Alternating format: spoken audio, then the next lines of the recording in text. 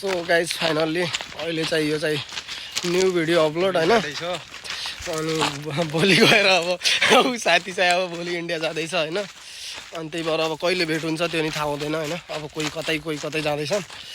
अनि त्यसैले यो भिडियो चाहिँ आयो भने सबैजनाले माया देखाइदिनु होला। हामी नि बस्न त यतैतिर चाहन्थ्यौँ क्या, तर होइन नेपालतिरै बस्न मन लाग्छ। 3 जना केटाहरू छुट्टिन मन छैन, तर होइन के गर्नु, यस्तै हो, गरिबीको कारण हो कि के हो अब हामीहरू अब त्यही भएर चाहिँ अहिले बेरोजगार भयो होइन। त्यही भएर चाहिँ अहिले अब यस्तै अलि पढेको रोजगार हुन्थ्यो होइन। पढ्न त परेको सरकारी स्कुलमा के हुन्थ्यो न गर्लफ्रेन्ड नै भयो न के नै। अब स्कुल जाँदाखेरि अब त्यस्तै हावातालमा हिँड्ने मान्छे हामीहरू होइन। कहिले केटीसेटीमा बाल दिएन। अनि यो चाहिँ हामीहरूको गाउँको सिनहरू हो होइन।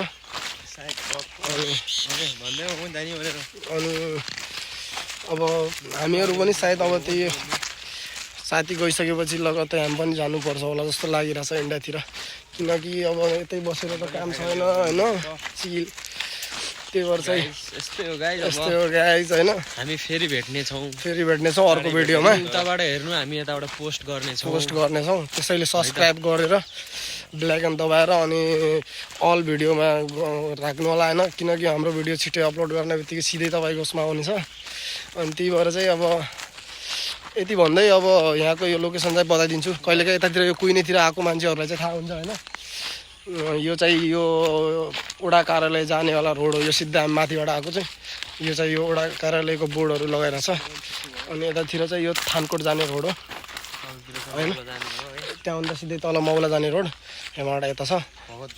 भगत चोक भन्छ यसलाई चाहिँ खास होइन। अनि यो चाहिँ ढुङ्गेबजार जाने रोड।